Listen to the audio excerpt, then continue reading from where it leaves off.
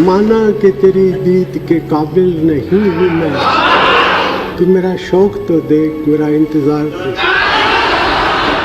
हमको है उनसे वफा की उम्मीद, जो जानते नहीं वफा क्या है।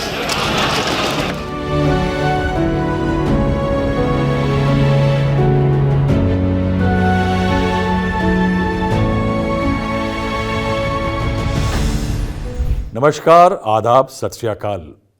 आज शाम कुछ उदास सी है। पूर्व प्रधानमंत्री डॉक्टर मनमोहन सिंह नहीं रहे।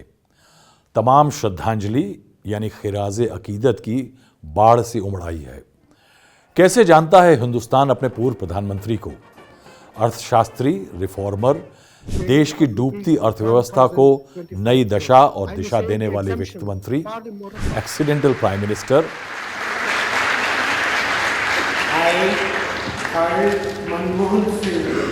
विपक्ष उनको मनमोहन सिंह बुलाता था। उनकी चुप्पी और उनकी गैर सियासी बैकग्राउंड को जमकर मुद्दा बनाया गया।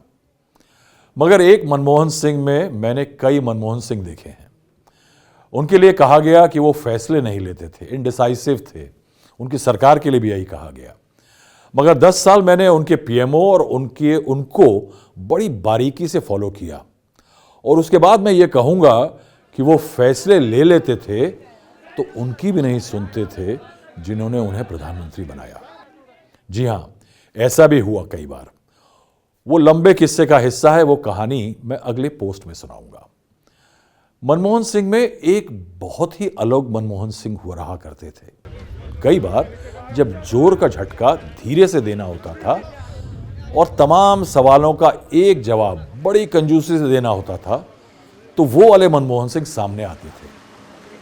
अब मशहूर शायर अहमद फराज साहब के एक शेर को मैं थोड़ा सा बदल के कहूँगा कि हमने देखा था उनको भी था शेर व शायरी से शगफ, हमने भी मोइज़े उनके हुनर के देखे हैं।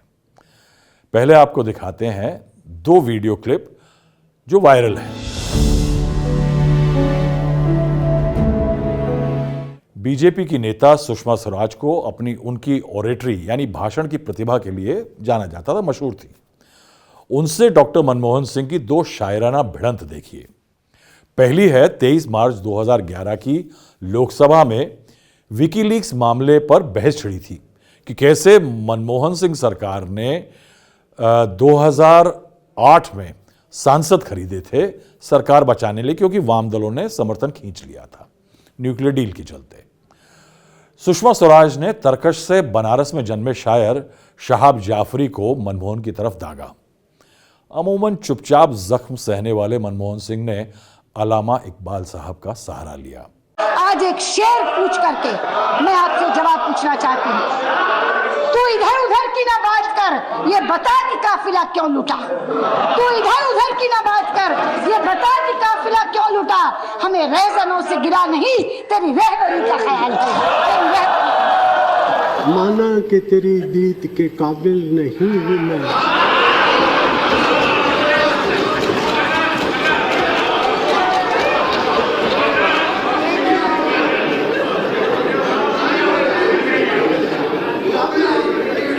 माना कि तेरी दीद के काबिल नहीं हूँ मैं, तू मेरा शौक तो देख, मेरा इंतज़ार कर।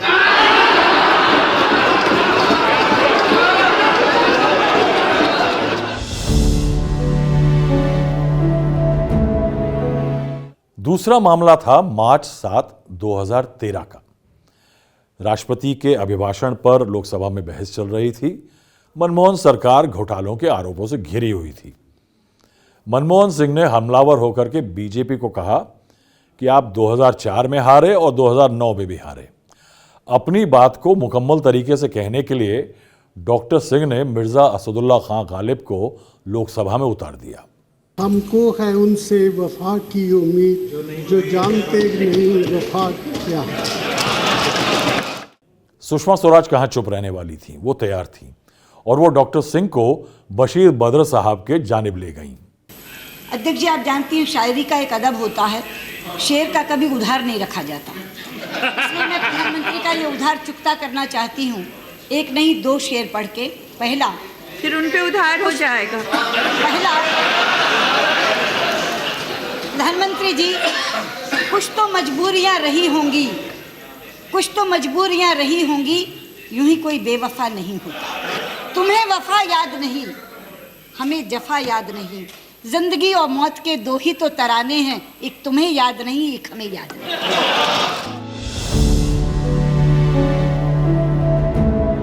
डॉक्टर सिंह का ये अंदाज़े बयां तमाम और मौक़ों पर भी अक्सर सामने आता रहता था। जैसे कि 10 अगस्त 2017 उपराष्ट्रपति vice president Hamid Ansari retire हो चुके थे और मनमोहन सिंह ने अलामा इकबाल की एक कपलेट को कोट किया। मिट गए मिस्र, यूनान और रोमा, कायम है अब तक, लेकिन कायम है अब तक नामो निशान हमारा। कुछ बात है कि हस्ती मिटती नहीं हमारी, सदियों रहा है दुश्मन दौरे ज़माना हमारा। तुम जिंदा रहो 1000 बरस, हर बरस के दिनों 50,000। थैंक यू डॉक्टर साहब, थैंक यू वेरी मच।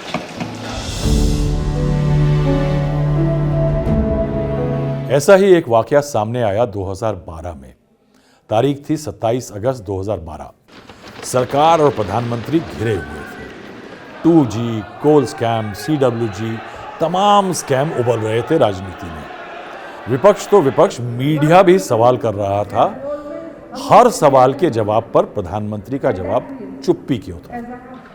तब प्रधानमंत्री मनमोहन सिंह ने संसद में एक जगह है जहां पर सारे रिपोर्टर माइक लगाकर नेताओं का शिकार करने के लिए, आखेट के लिए खड़े होते हैं, वहां आकर के एक शेर ठोककर 100 सवालों का एक जवाब दिया। हजारों जवाबों से अच्छी है मेरी खामोशी, न जाने कितने सवालों की आबरू रखी।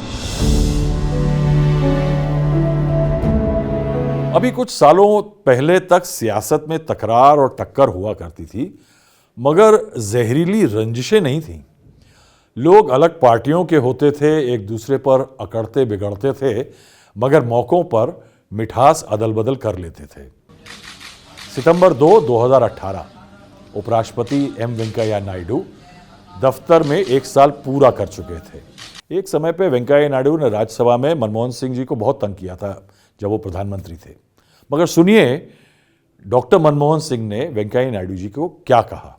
सितारों के आगे जहां और भी हैं, अभी इश्क के इम्तिहान और भी हैं।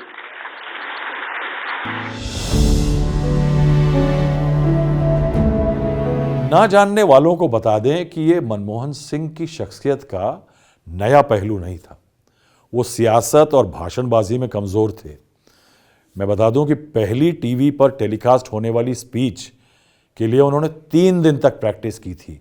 जो टीम पूरी लगी थी दूरदर्शन वगैरह की उनको स्पीच दिलवाने के लिए, उसको बड़ी मेहनत करनी पड़ी थी किस तरह तैयार किया जाए प्रधानमंत्री मनमोहन सिंह को। बोलते कम थे, मगर कविता और शेर व शायरी पहले से भीतर में कुलबुलाती थी।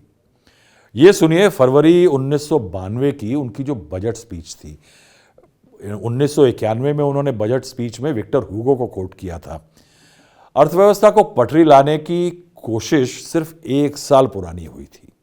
मनमोहन सिंह ने सहारा लिया बिस्मिल अजीमाबादी का, उन पंक्तियों का जिन्होंने आज़ादी के लिए जान कुर्बान करने वाले राम प्रसाद बिस्मिल ने हंसते हंसते फांसी से पहले देश का नगमा बना दिया था। सरफरोशी की तमन्ना अब हमारे दिल में है, देखना है जोर कितना बाजुए कातिल में है।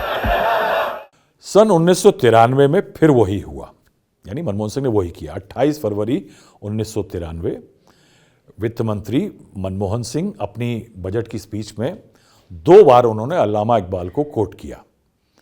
पहला किया करीब 10 मिनट की स्पीच के बाद, और उसके बाद आखिर में जब उन्होंने अपनी बजट स्पीच को वाइंड अप किया, आपने देखा उमन चिदम्बरम साहब, निर्मला सीतारमण, तमाम वित्त मंत्री ये करते हैं, वैसे ही डॉक्टर सिंह ने भी किया था। सुनी पड़ी हुई है मुद्दत से दिल की बस्ती, आ एक नया शिवाला इस देश में बना। खुदी को कर बुलंद इतना कि हर तकदीर से पहले खुदा बंदे से पूछे बता तेरी रजा क्या है। अब असल में डॉक्टर सिंह का जन्म हुआ था ब्रिटिश इंडिया के पंजाब इलाके में। गांव का नाम था गाह। अब वो पाकिस्तान में है। पिता गुरमुख सिंह कोहली और माता अमृत कौर। मां जल्द चल बसी थी। दादी जमुना देवी ने पाला पोसा, स्कूल में एडमिशन कराया। अब एक विदेश दौरे के दौरान जब प्रधानमंत्री, हम उनकी उन दिनों फ्लाइट्स में जाया करते थे प्रधानमंत्री के साथ में, तो प्रधानमंत्री हर ट्रिप की शुरुआत में और एंड में आकर के पत्रकारों के साथ बीच में बैठ करके फॉर्मल और इनफॉर्मल बातें किया करते थे। उसी दौरान एक में डॉक्टर मनमोहन सिंह ने बताया था कि उनकी जन्मतिथि का जो एग्जैक्ट है वो कॉन्टेक्स्ट जोड़ थोड़ा संशय में है। क्यों? क्योंकि उनको लगता था कि शायद उनकी दादी ने 26 सितंबर 1932 ये तारीख उनके दादी के मन में आई और उन्होंने दर्ज करा दी, इसीलिए 26 सितंबर 1932 उनका जन्मदिन हो गया तय। 10 साल की उम्र तक डॉक्टर मनमोहन सिंह सिर्फ उर्दू में पढ़े, यानी स्कूल में जो पढ़ते थे वो उर्दू में हुई, यानी उनकी जो नींव पड़ी वो उर्दू में थी। फिर पेशावर में प्राइमरी स्कूल में गए, वहां से परिवार हल्द्वानी आया और फिर अमृतसर, वहां हिंदू कॉलेज में पढ़ाई करी, फिर पंजाब यूनिवर्सिटी में। उन दिनों उर्दू और गुरमुखी का इन इलाकों में जोर था, यानी पढ़ाई लिखाई इन्हीं भाषाओं में होती थी। इसीलिए डॉक्टर मनमोहन सिंह की उर्दू बहुत मजबूत थी। अंग्रेजी की महारत तो उन्होंने विदेश जाकर के मिली, हिंदी बहुत ही कमजोर थी। किस्सा सुनाता हूं। मैं एक समय तक हर साल 15 अगस्त को लाल किले के प्राचीर से जो प्रधानमंत्री का भाषण होता है उसको मैं कवर करने जाया करता था। करीब मैं कहूँगा कि लाल किले से कम 25-26 बार यानी साल मैंने लाल किले के प्राचीर से प्रधानमंत्री को कवर किया, जिसमें तमाम प्रधानमंत्री थे। अब एक दिन क्या हुआ कि बारिश हो रही थी, मनमोहन सिंह जी ने स्पीच दी। उन दिनों एक ग्लास का एंक्लोजर बन गया था, आतंकवाद चरम पे था और इस कारण चारों तरफ से एक बुलेट प्रूफ एंक्लोजर बनाया गया था प्रधानमंत्री के लिए, जिसमें खड़े होकर के प्रधानमंत्री भाषण देंगे। हम लोग नीचे खड़े हुआ करते थे। भाषण जैसे ही खत्म हुआ, प्रधानमंत्री का एंटूराज गया, सुरक्षा हटी, मैं दौड़ करके पीछे के हिस्से से, रास्ते से, जहां वो लाल किले का प्राचीर, जहां से प्रधानमंत्री भाषण देते हैं, झंडा फहराते हैं, वहां तक पहुंच गया। और वहां जाकर के अभी थोड़ा अफरा तफरी थी, प्रधानमंत्री गए हैं, लोग एक दूसरे को हेलो हाय बाय बोल रहे थे, तो मैंने देखा कि एक कागज का सेट पड़ा हुआ है जहां से प्रधानमंत्री खड़े होकर भाषण दिए थे। मैंने वो उठा के देखा तो देखा कि वो प्रधानमंत्री मनमोहन सिंह की स्पीच थी जो उन्होंने पढ़ी थी लाल किले के प्राचीर से, और वो अपनी स्क्रिप्ट की वो कॉपी ले जाना भूल गए थे।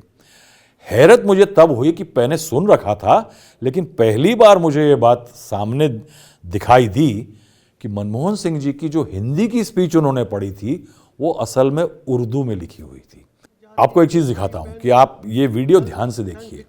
ये मनमोहन सिंह, उसी साल का मैंने वीडियो निकाला है, मनमोहन सिंह जी भाषण दे रहे हैं। तो आप देखिए वो पन्ना इधर से उधर नहीं कर रहे हैं, लेफ्ट टू राइट नहीं पलट रहे हैं, वो राइट टू लेफ्ट पलट रहे हैं, क्योंकि वो स्पीच उर्दू में पढ़ रहे हैं। लोगों के मन में कोई शक या डर पैदा होता है, लोगों के मन में कोई शक या डर पैदा होता है। डॉक्टर सिंह का जाना दुखद है। अजीम शख्सियत थे, वो भारत को एक नए दौर में लाने के लिए याद करे जाएंगे हमेशा। मगर एक कमी और खलेगी। आपने देखा होगा पिछले कुछ सालों में राजनीति में कड़वी बातें कड़वे तरीकों से ही कही जाने लगी हैं। अटल बिहारी वाजपेयी, अरुण जेटली, सुषमा स्वराज और अब डॉक्टर मनमोहन सिंह जैसे तमाम लोग, इनके जाने से सियासत की गलियों में मुझे लगता है कि अदब की बहुत ही ज्यादा किल्लत होने वाली है। मनमोहन सिंह जी को हमारी श्रद्धांजलि। हम उनके जीवन, उनके 10 साल के प्रधानमंत्री के टेन्योर और उनके वित्त मंत्री के जो उनका काम रहा, उस पे और भी पोस्ट लाएंगे। आज के लिए इतना ही, इजाज़त दीजिए। कमेंट करिए, पसंद आए तो लाइक करिए। बहुत बहुत शुक्रिया।